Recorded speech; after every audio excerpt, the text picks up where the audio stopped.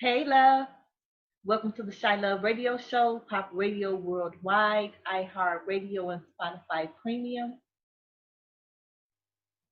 Hosted by none other than Melanie Hogan. We are sponsored by Chilove LLC. Before we begin today's topic, we are going to take 3 deep breaths. Inhale, hold for 3 seconds, exhale. 1,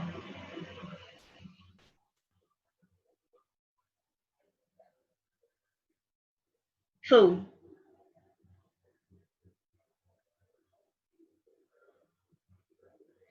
3.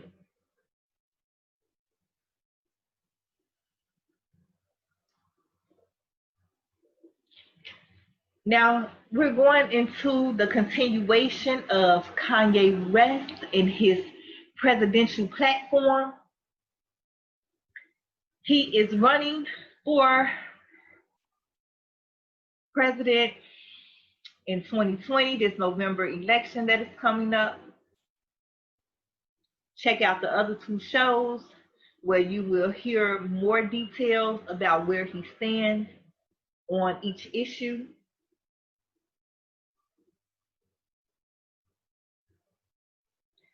We ended on him talking about how he loves China and has a vision to restore things with those people, because they are also God's people. Now, when he was asked about his stance on capital punishment, Kanye West says, "Thou shalt not kill. I am against the death penalty." So when he was asked about abortion, he said that he is pro-life because he's going in accordance to the word of the Bible.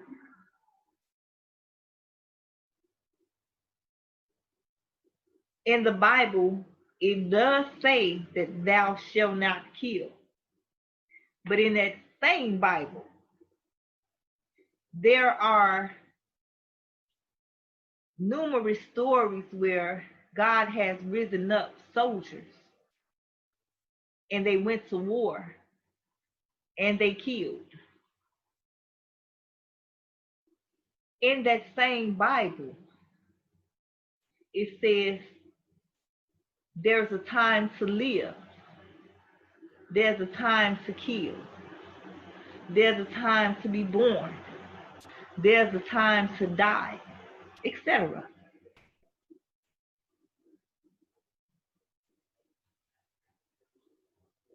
I'm Chilove, so ideally, it'd be great if we could all just live and love and elevate and be sincere people and hug.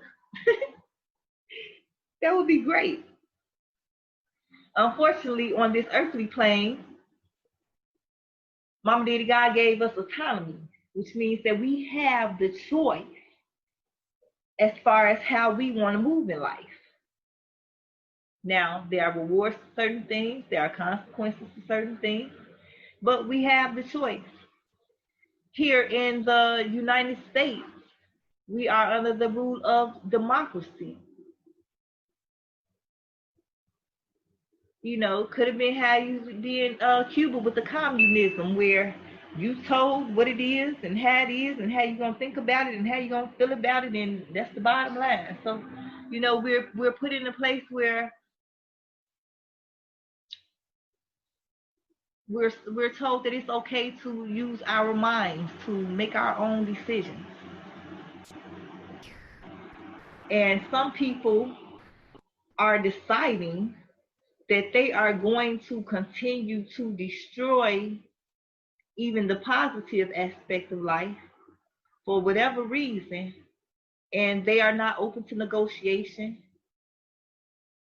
They don't care that you can come up with a solution to where they will also benefit from it. Their bottom line is that they are going to add to the lower vibrations of the world. And I have heard people say out of their mouths that ain't nobody gonna do nothing about it. Do nothing. They don't care what you're saying. Do nothing. You're not gonna do nothing. I'm not sure about the rest of the world, but here in Chicago, you're not gonna do nothing. That's a triggering statement. Cause now if I wasn't gonna do something, now you made me feel like I need to do something, right? Just because of the principle. Cause you said that you acknowledge that you are doing an injustice, that you are hurting somebody, that you are taking from somebody, and you telling them, I'm gonna do this to you, and you not gonna do nothing. So in that case, hey, sometimes certain bodies gotta drop. So I feel like in order to determine whose bodies are going to drop, I'm all for the healing and the reconditioning. I feel like we should give people the platform to actually show and prove. Okay, not just talk good talk, not just do a few things and put it out there so that it can look like it, but actually from the soul, from the higher self, be like that is your overall character. This is who you are. I feel like people should be prepped and given that chance. Um, but in order for you to come back, you definitely need to prove that you have done the work and that it has been effective before you are just like ready to let back in. And that's depending on the circumstances and the situation. But for those who, after they have had that choice, have been put in the position and have the utilize this to actually recondition themselves and heal themselves from what has gotten them to that place. If they still refuse, I feel like you should be put in a law-abiding citizen position. How in the end, Jamie Foxx gave that man, unknowingly to the man, he was giving that man the choice to save his own life. Because he, and for a justifiable reason, because he was proving how messed up the law is. That's a good movie. Actually, you should check it out if you haven't.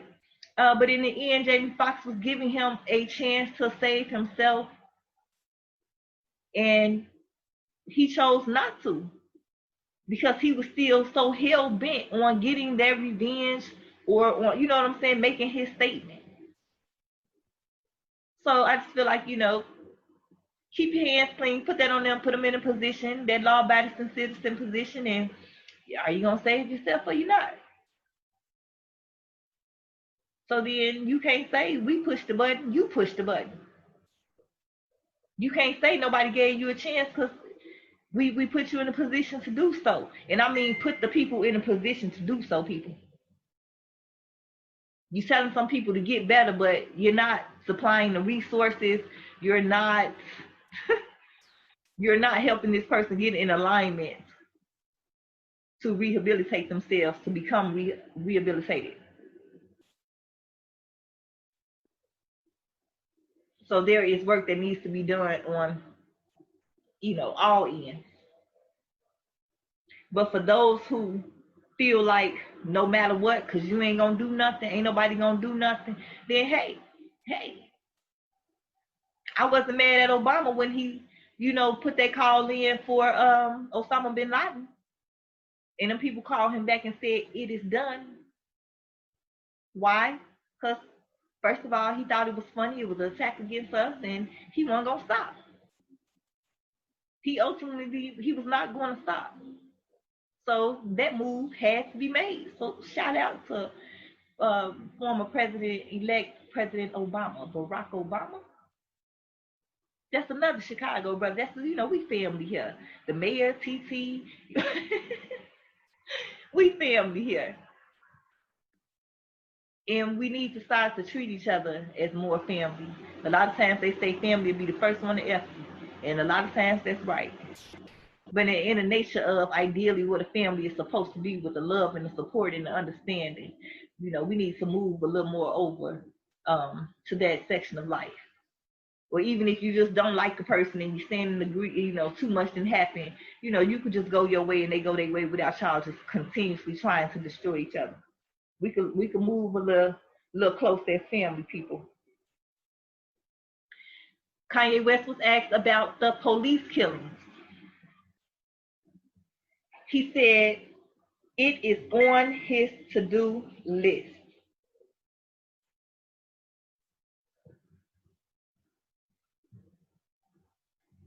And he has a goal and a vision to end police brutality.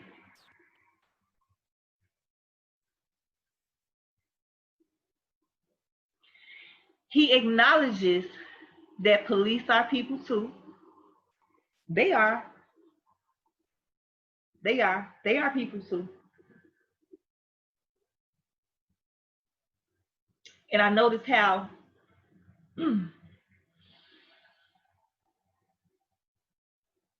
I don't know.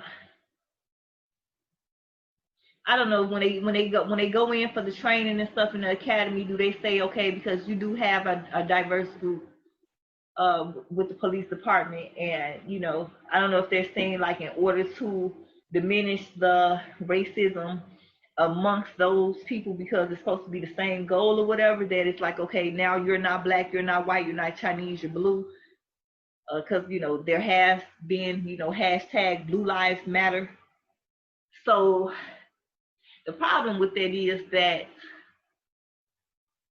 it's like that blue lives is mattering over the black lives, the white lives, the Chinese lives, the Asian, the Hispanic lives. And it is that blue lives is trumping the other lives. It's like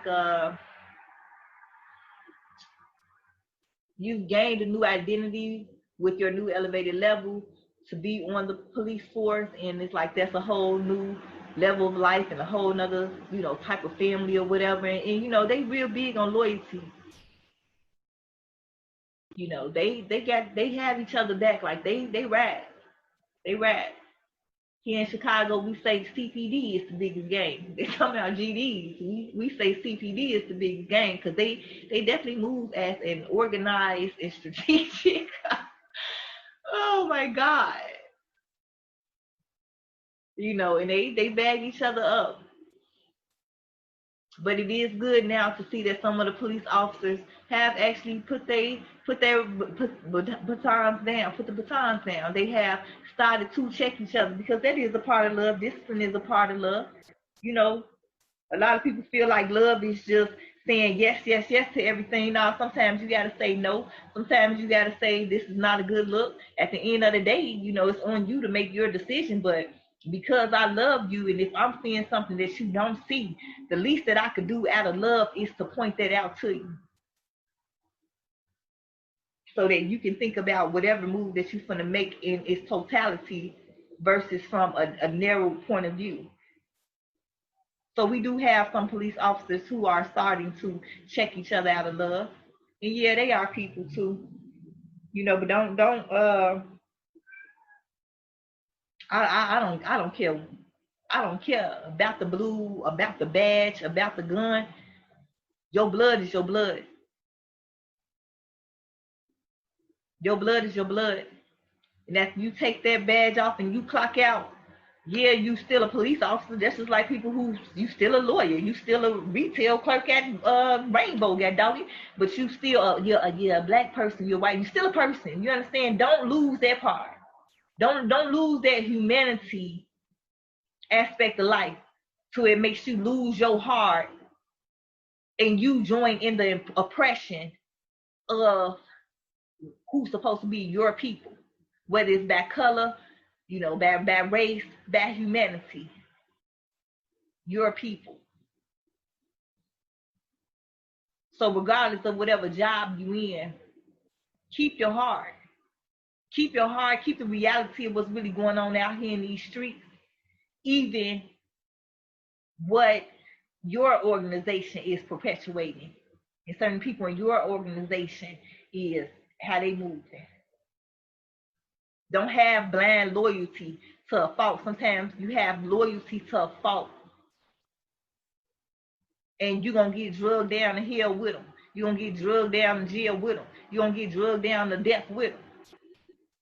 Because you got loyalty to a fault, because something in your own soul, despite what they told you, how they told you to move and how they told you to feel about it, something in your own soul know this certain stuff not right. So to my little police officers, don't lose your heart. Don't lose your mind either. And when you are dealing with people, you have to have a certain level of emotional intelligence and compassion and understanding. You understand? How do you work with people and don't have a certain level of emotional intelligence, and you working with a person? You're not working with a computer. Those whose mindsets are there should do desk work, not be out in the street engaging with people, with youth. So, police, you all are people too. Remember that.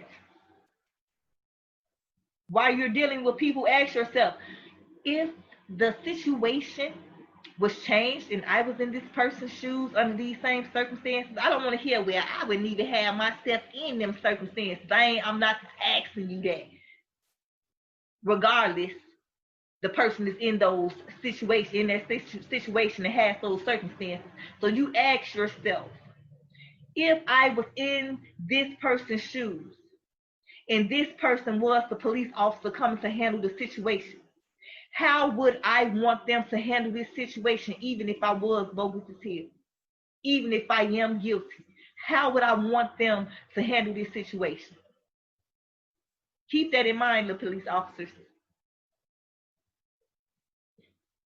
I know y'all yourselves be going through too, but get down.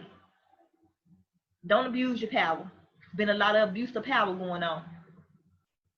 But it don't just end and begin with the police. It's all the way up.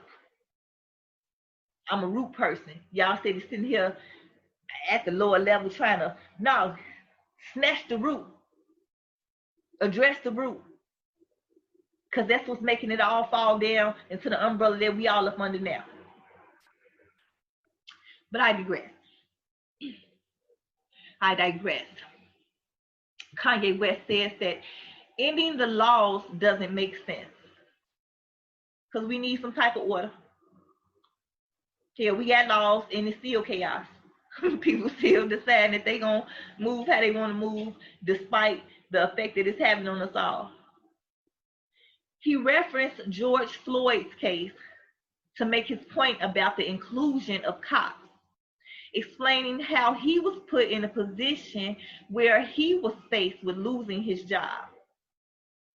He said that the little man, we know that it was one of them. Some people say he was there. That was his first day on the job. Some people say, well, it wasn't his first day, but he was relatively new to the position.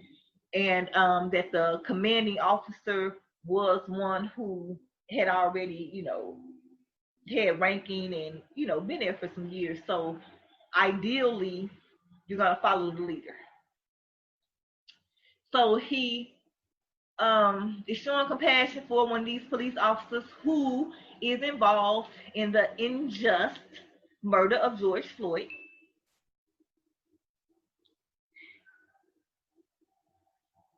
He said, so okay, this man was faced with losing his job on the first day, especially during a time when 40,000 people lost their jobs.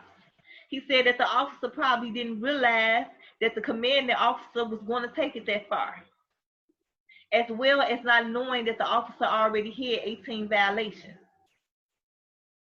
So if you go in and you read up on some of the reports that's out on the assisting officers that day, that's basically what they're saying. I didn't know he was going to take it that far.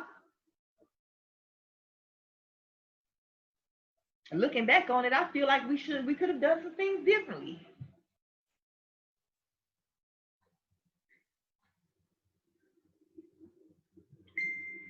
And yeah, Y'all coming in, you don't know, you know, all you know is that y'all police officers, especially if you knew. You ain't got the dirt on who's the good cop and who's the bad cop. But does that mean that it should be a lack of justice for George Floyd because of it? I say hell no. I say justice for George Floyd, and that's the bottom line.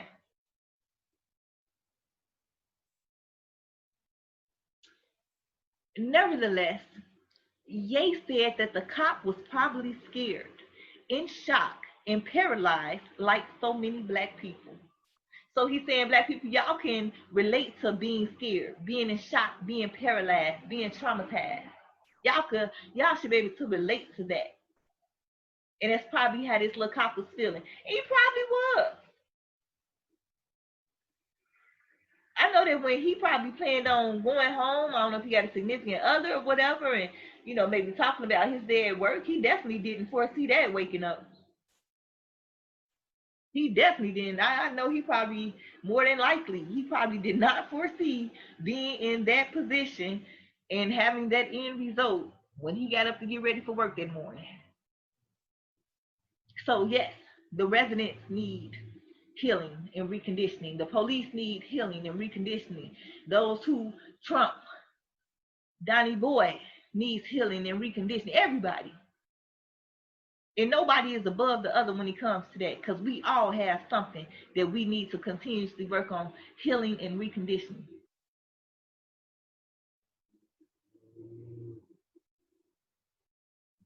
He was asked about other priorities. His other priorities include cleaning up chemicals in our deodorant and toothpaste that affect our ability to be of service to God.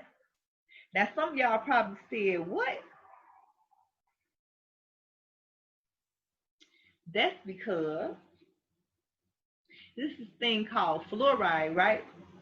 And we got this thing called the third eye, right? AKA the pineal gland, right? Which is supposed to be, which is deemed like the God's eye, right?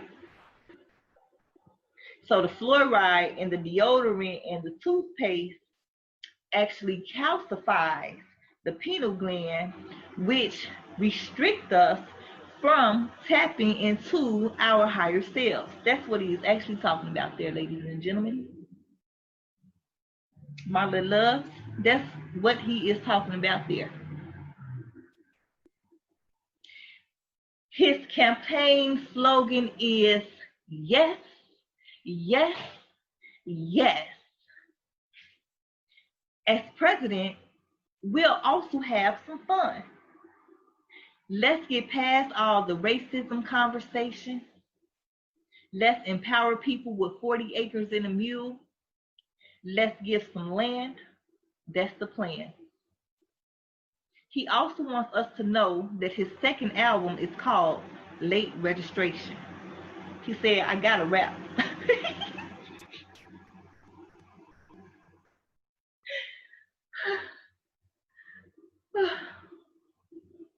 I have enjoyed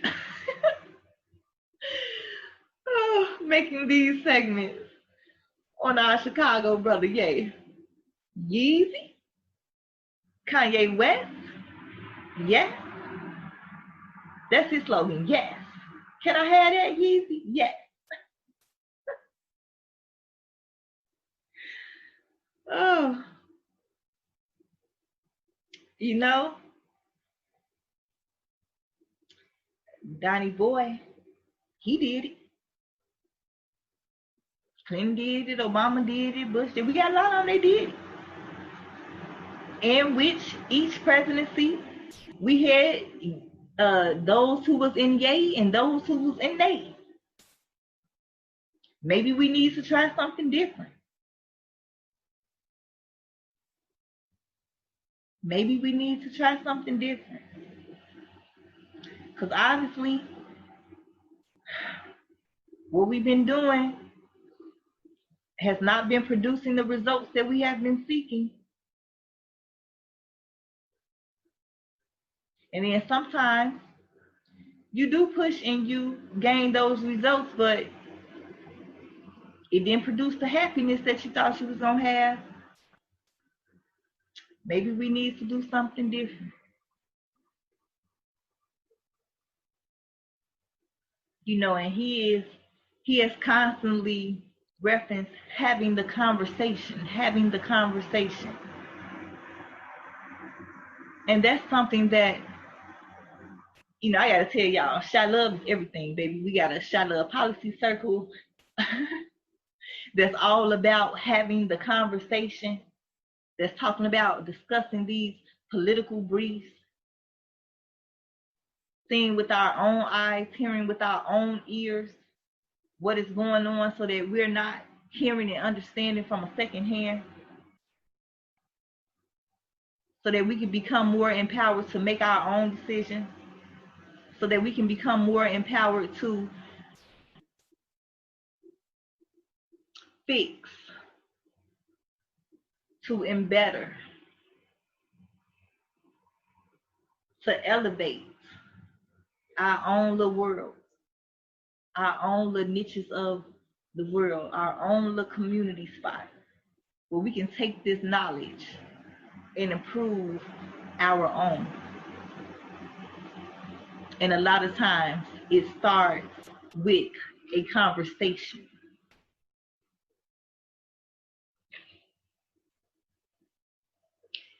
So we here at the Chilove Radio Show, Pop Radio Worldwide, iHeartRadio, and Spotify Premium, am coming to you on behalf of the Chilove Policy Circle. And we're going to discuss this political brief on building trust in America. Here with the democracy, if you watch any of the Congress meetings, any of the, debate elections, it's a lot of people that's involved. It's a lot of conversation that turns into sometimes heated, nasty debates, but, it's a lot of conversation and a lot of words that's passed back and forth before a final say-so is had. Even we see this with the stimulus checks, with the relief funds. They're going back and forth. They're having conversations. It's turning into debates and stuff now, but it's all starting with a conversation. And one thing about the policy circle, they say have a conversation, not a heated debate where, because somebody says something that you don't agree with, now you turn to slander. Now you start to demean the person versus disagree with the idea. Now you just disagree with that whole person, you start to, holler out obscenities and become disrespectful because you feel passionate about what you believe in. And sometimes we curse here at the Chilove Radio Show, Pop Radio Worldwide, iHeartRadio, and Spotify Premium, because you want to know why? People speak different languages, and sometimes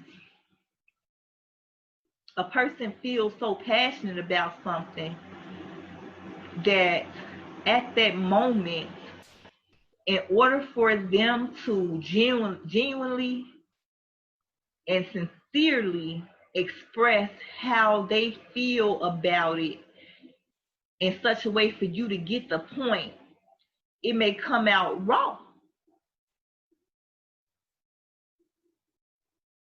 So there's an upside to that, because if it's coming out raw, then you got to understand what I'm saying. There's no room for misunderstanding, because I'm telling you exactly where I am with it, right? But the disadvantage of that is sometimes it'll turn a person off. It'll make a person shut down because of how the message was conveyed. Also, depending on the audience that you're talking to, one audience may understand if you're saying that, well, your behavior was inappropriate, And I'm miffed. I'm miffed. Whereas to translate those same words to another audience, you would have to say, bitch, you know you done fucked up, right? And I'm pissed off.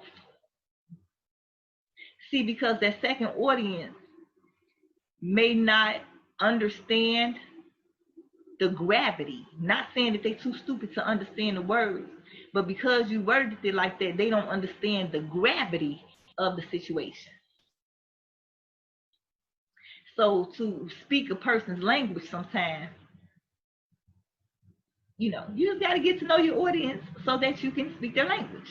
But nevertheless, we're going to talk about the policy circle and speak the policy circle language here in regards to building trust in America.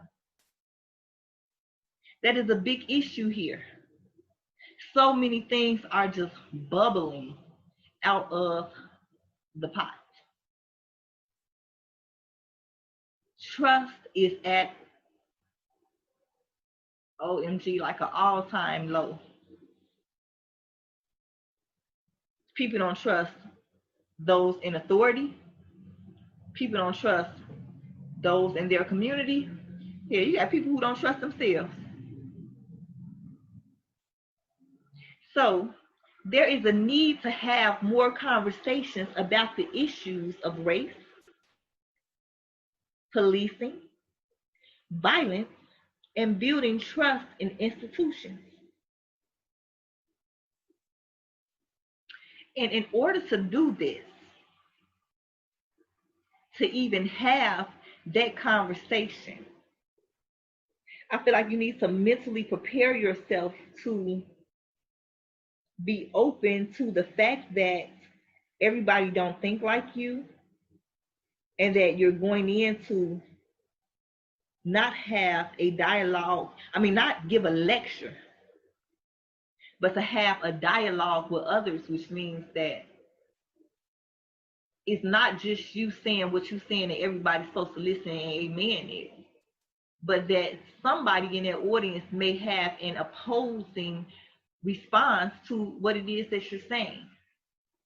So before you even go up in there, you need to mentally prepare yourself that there may be some people up in here who don't think the way that I think or feel the way that I feel, or their experience has been different from mine that has put them in the mindset that they are in.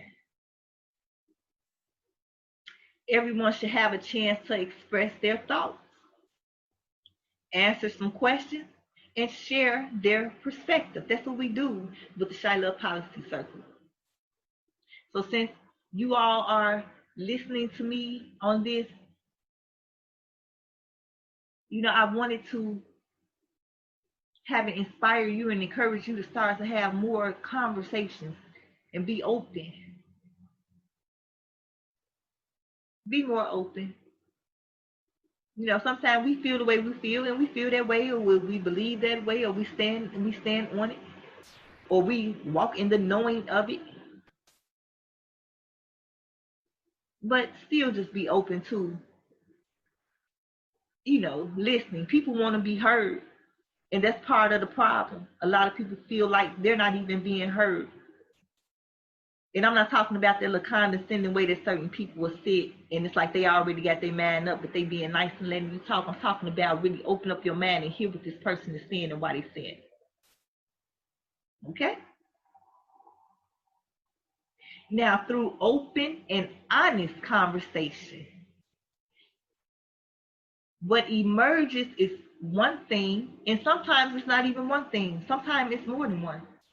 But ideally, one thing that we feel we can rally around and identify a course of action. So when we're coming together to even have these conversations, and while you're mentally preparing yourself, what is it that I want from this conversation? Are we just coming in to vent, or are we coming in to gain a wider perspective? Are we coming in to come to some sort of solution? Are we coming in to find, even if it's a thread, to unify together and have a moment where our differences do not separate us, but despite our different backgrounds and mentalities and perspectives, because we have had this open and honest conversation and do not make each other feel judged or lower than, do we now have a perspective that we can all come together in amen? That we can all come together and each of us uses our own talents and skills and resources to add to the pot to bring some type of solution. Now let's talk about building trust. Being genuine, being authentic, being sincere is key to establishing trust. You wanna know why? Because when a person realizes that you are actually sincere, whether they like what's coming out your mouth or don't like what's coming out your mouth, they know, like, for example, well, that's Mel. If I don't know nothing else, I know where I stand with Mel, because whether I like it or don't like it, whether it's, she gonna tell me what it is. Whether I agree or don't disagree, she gonna tell me where she stands from up in it. She's not gonna tell me this right here and then go behind my back and say something opposite. That's a good thing. All these little lollipops, hard to stay sucker free. The least you could do is know where you stand with people who you share your space with, whether they like you or don't like you, whether you like them or don't like them. And just because you don't like them don't mean you got to try to destroy them. But just to be your authentic self, like, okay, listen, I'm not trying to offend you, but this is where I am with this. If a person wants to sit around long enough to hear why this is why you are with this, then have that conversation. But yes, be mindful of the way that you present yourself, because a lot of times our mouths are sharper than a sword.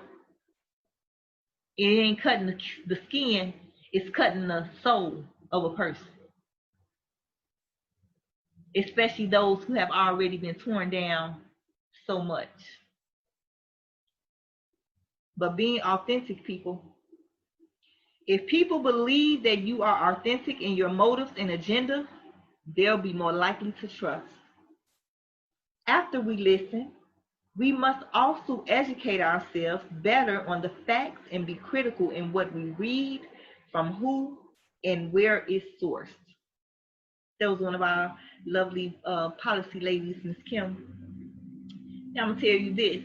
Discernment is the key word here as far as what we read, from who and where, because a bum on the street can give you some information that can ultimately save your life or change your life.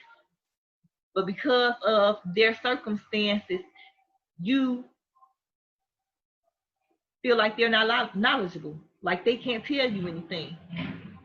But truthfully, they know, because they've been in that position and failed there, so they know where they made their mistakes, so now they can tell you, whether they applied the knowledge or not. So use discernment. Everybody in a Brooks Brothers suit or whatever doggone suits they got out here, that's looking like they fit in the image, standing in front of that podium, is not always the one to listen to either. So use discernment with that. Now, building trust. Data is a big issue and is a large reason why, there's a lack of trust. Because so many people are awakening to the fact that we have been lied to over and over again for a very long time. And you soup a person up, you manipulate them, you deceive them into doing what you want them to do. But the part where they're supposed to eat too, the part where they're supposed to elevate to, you're not holding your own on that one. You're not being who you say you are. You running game and you finessing. That's what you're doing. That's what you're doing. So now, you know, you got this scientist who's saying this. You got these government officials who's saying that. Everybody is exposing this data. The numbers are not matching up, and we're like, what is going on here? That's part of the reason why this COVID is going crazy, because a lot of people is like, well, what is really going on here? We had a whole president who let us know about it, but then stopped downplaying it. We didn't see that man up in the mask. Then all of a sudden he said, you know, somebody's patriotic, and he wore around the military people and stuff, and you know, now it's like the COVID is more real to him. It's like, all right, what? The data, the different messages that's being put out here about the same thing, it's confusing. The stuff that's being exposed, especially from people who used to work up in that field and now they out of it and now they telling everything. Stuff is being exposed. So yes, when people realize that they have been lied to, especially over and over and over again, lied to, used, manipulated, put their time and work in, and you still feel like you're not going to come through with your end of the bargain.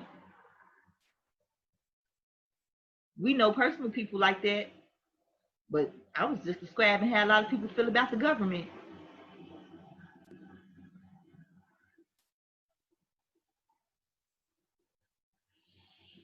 So, you know, the data. Ms. Quintella of the Policy Circle said that data about policing and Black Americans' personal experiences do not always align. OMG, that is very true. That is very true. Because it would have you think that we are all the ragamuffins who just are uncivilized and want nothing out of life and all this other crazy crap. And that it's not true. All African Americans are not the same. She said that we are all humans and make mistakes.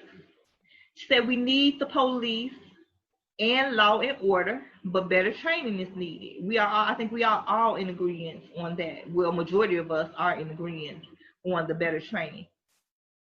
Unity amongst different races is beautiful, as there is hope of continued unity in making America what we all aspire to be. I don't know about making America great again,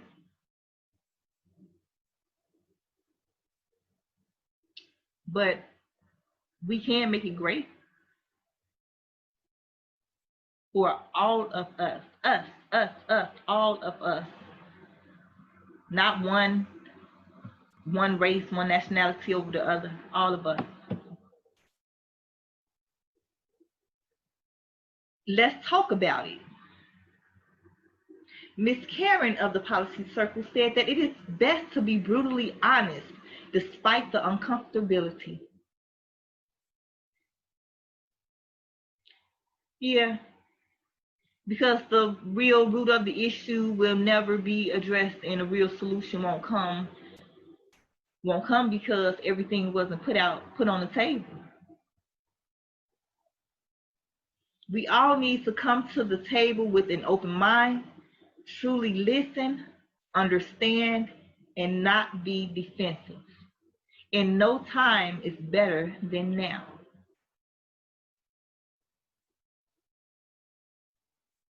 Ms. Stacy said that restoration of civility and real action. These are ways of, you know, women having conversation on how to build trust in women. The policy circles, you know, women empowerment. We're not leaving you men out, but the women have been the underdog for a long time, and it is definitely time for a rise. So restoration of civility and real action. The dialogue in our country has been building to this moment where people cannot engage in productive conversation. And we don't have leadership or media that encourages respectful dialogue. As I was saying earlier, if you look at the presidential debates, the elections and stuff, when they are supposed to be debating, that gets very nasty, very personal. OMG, you might as well be out on the block with it. She said that that is a huge component of healing and building trust. We must all be held accountable for what we say. We need to see real action. It is a hope to get to a place where we have proactive, productive action that turns into real transformation. We need to speak as equals. That's what Carol said. To build trust, we have to speak as equals. Well, that is true. Unfortunately, the African Americans were not conditioned to believe that they were equals to Caucasians, to Mexicans, to a lot of people. You see up in the movies, it's like bow your head in my presence. So yes, part of why the Constitution needs to be amended to add everybody up in there. Everybody who gained freedom after that Constitution was amended, add them in. Specifically, add them in. Little amendment. It's a small change, but it's a huge impact. And that's for myself, Chilove, I say. Nevertheless, Ms. Karen said that you cannot speak as an equal if you come from the narrative or the perspective that racism is permanent, that whiteness is property, that whiteness is property.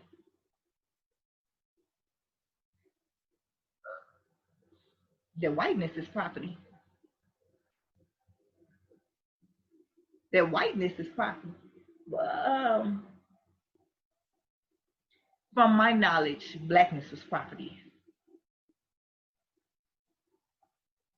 Or maybe she's saying that whiteness equals ownership, to have property. Anyway, that all white people are privileged. Just like Quintella wants the narrative to be changed that all African Americans are not the same, Carol wants the narrative to be changed that all white people are privileged, in addition to her other beliefs. She says that we have to focus on what we all care about: education, criminal justice, our communities, opportunities. There is also a positive narrative around Black success that we need to acknowledge and highlight and share more often.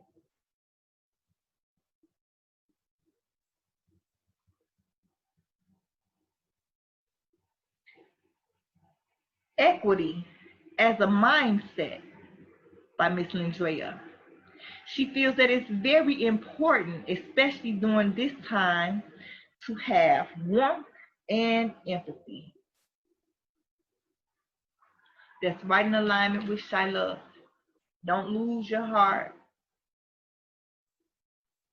And as Carol was acknowledging the successes of Blacks and saying that that needs to be highlighted more, as a white woman saying that, it did not take anything away from her value and her worth.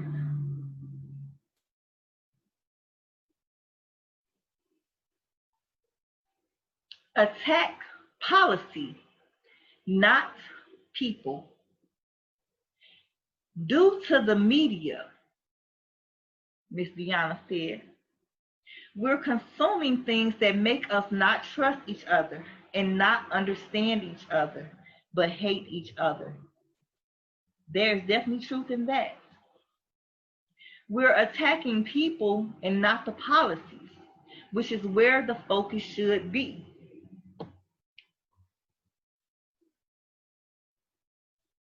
Yes, but let's also acknowledge that the creators of the policies are people. We have to be more intentional about reaching out to those who aren't like us and bring them to the table as owners of the solution, not just invited to talk about the solution. That's what Miss Deanna said. How I was referencing earlier too. You're going to be polite, you're going to be politically correct, and allow this person to speak. But in your mind, you're not listening to anything that they say. In your mind, you're shooting down everything that they say because it's not in agreement to, in alignment to what you believe and what you feel that you know. So you're not even actually letting it sit on the table. So to actually let the people speak, let the people be impactful, let the people be effective.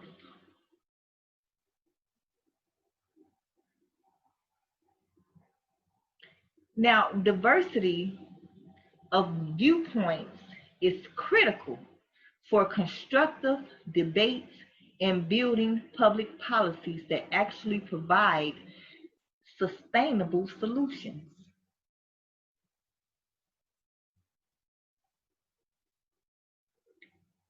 Diversity is critical because this is a diverse world.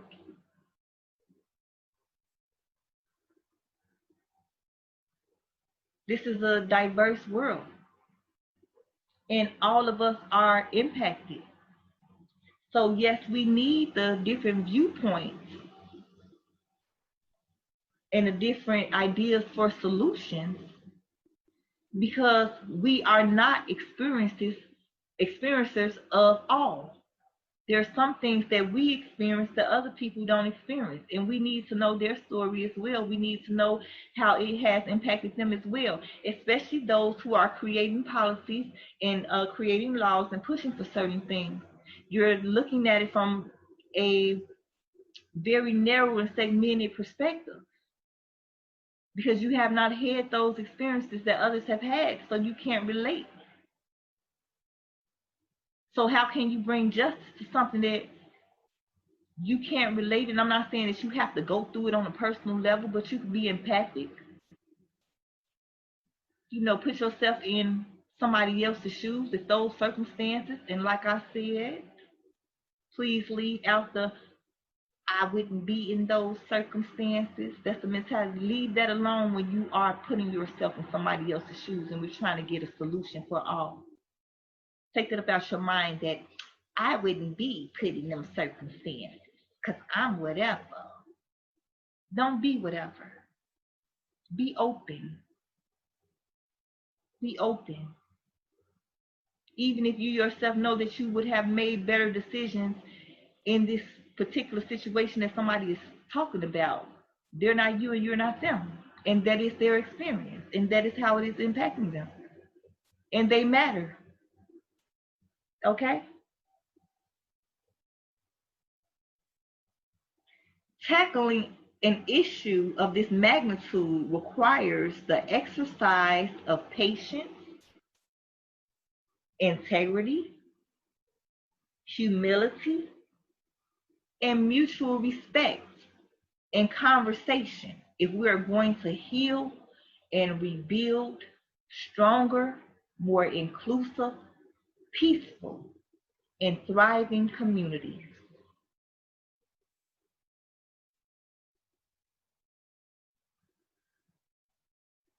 I think those are some great segments and bullets that people can take and utilize for their own personal life, their own personal niches, as far as having conversations. just in your everyday life. A lot of what we are seeing and experiencing and the reactions and responses that is causing, everybody's anxiety to act up is because of how people were or are being treated. If we could just get a wrangle on that part right there, the beauty, the love, the elevation. Y'all talking about money. You know how much more money gonna come behind that?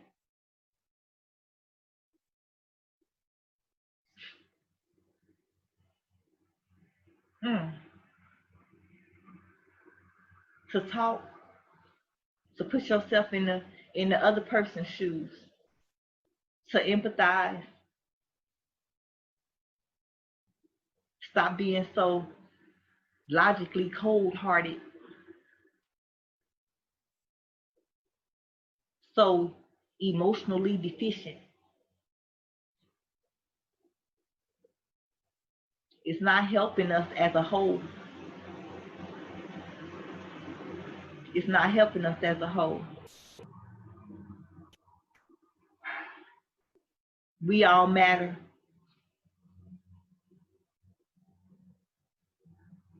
Everybody has a voice. Everybody has a purpose, regardless of whether or not they're walking in it. A lot of people say respect is earned, not given. Respect should be given. What y'all say, off GP? Off GP, respect should be given.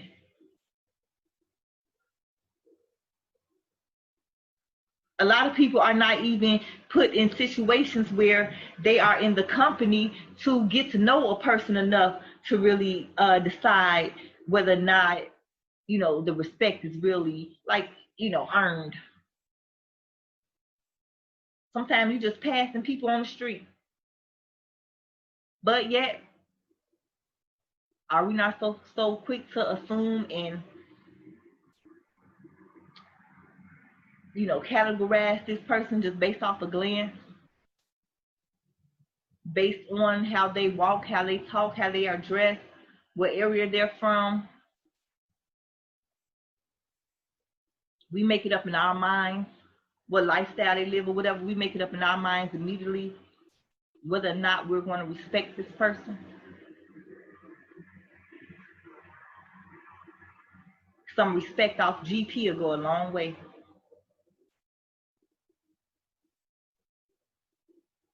My grandmama used to say, approach it like a lady first.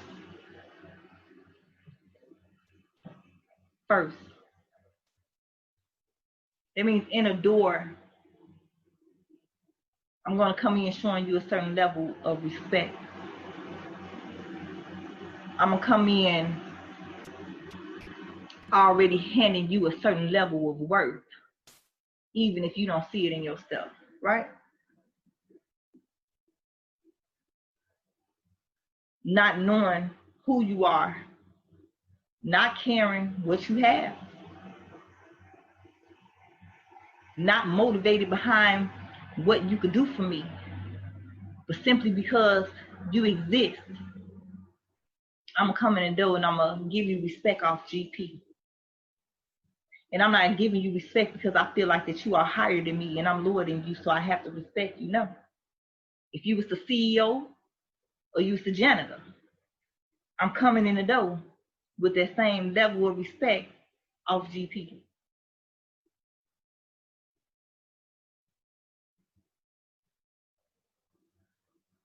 I don't know what it took for you to get to where you are now, whether it's in an elevated place or a sunken place. Maybe you was taught that you don't deserve respect, so that's why you carry yourself as such. Or maybe you don't realize that the way what you doing or what you have doing was actually showing disrespect against yourself, and you didn't realize it or don't realize it. Does that mean that because you have put yourself in that position that I should stand on it with you?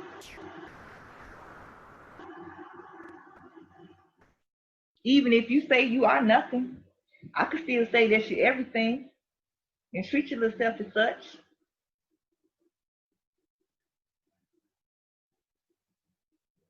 Because just because you exist, I feel like you worth that.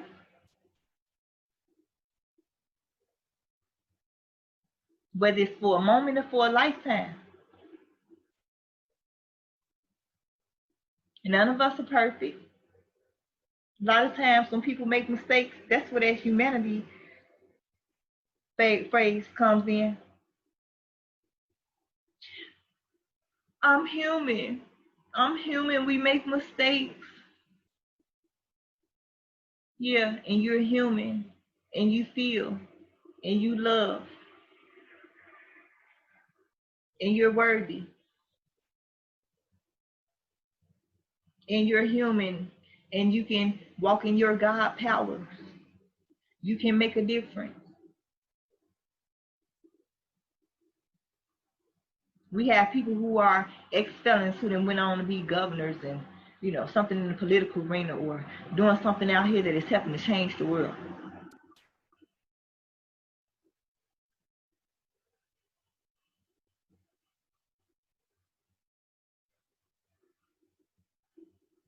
We got to start to love ourselves more, not in a vain type of manner. But see, when you start to love yourself more, ideally you start to love others more. Because loving comes with a certain level of understanding.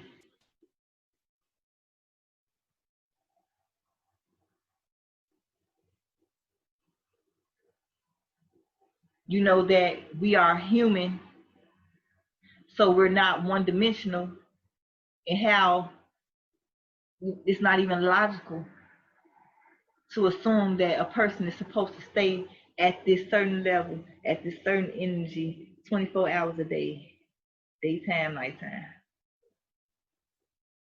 That certain circumstances, certain energy wavers things, impacts things. That people have highs, they have lows. But because of it does not mean that they are less worthy of love, that they are less worthy of respect.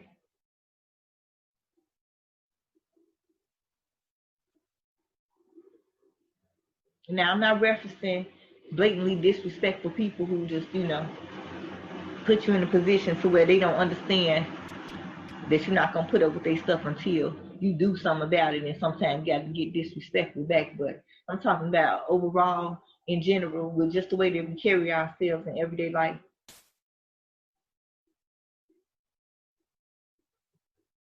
And yet, it is hard for someone to respect somebody else when they have no love and respect for themselves. They don't understand. And some people don't love and respect themselves, but they have been conditioned to show certain people a certain level of respect because they were told that those were the important ones. But even those not deemed important by society, not deemed important by social media, everybody deserves a level of respect. If taking it to straight love is too heavy, respect. The golden rule, treating others as you would want to be treated. We forget about that a lot of times, especially when we get angry.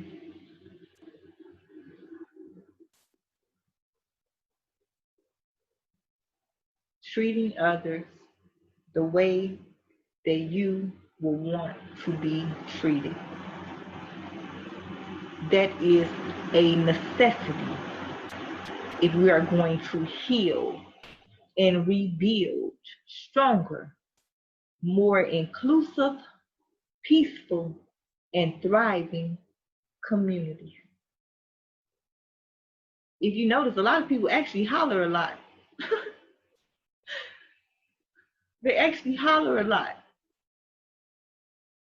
because they're not used to people listening, because they don't get acknowledged until they're hollering, until they're breaking things, until they're tearing it down. You don't listen to them until they start to act a fool. But sometimes those same people were calmly talking to you, calmly expressing their grievances, and they wasn't listened to, they wasn't acknowledged.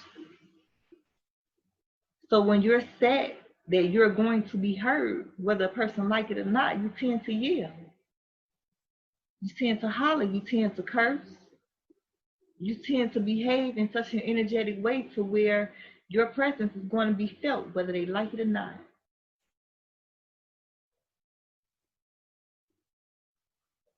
And that's because we have people with these mentalities who feel like, because of whatever position they are in and whatever position you are in,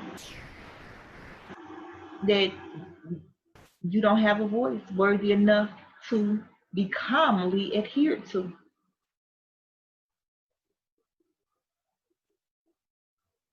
So if we just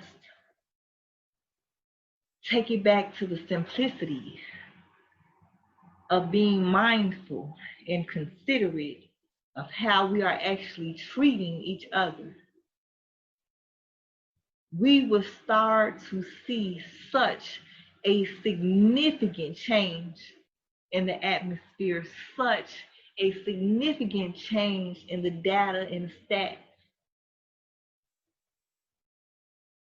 Everything that we are experiencing is coming down to some sort of treatment.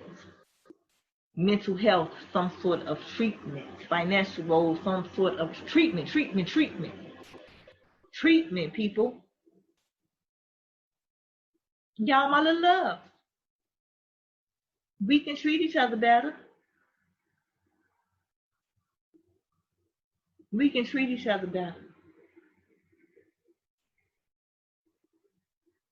Let's try to be mindful of that. Let's try to make that a practice. Nobody is perfect. Sometimes you will have your moments. Sometimes you will have to respond accordingly.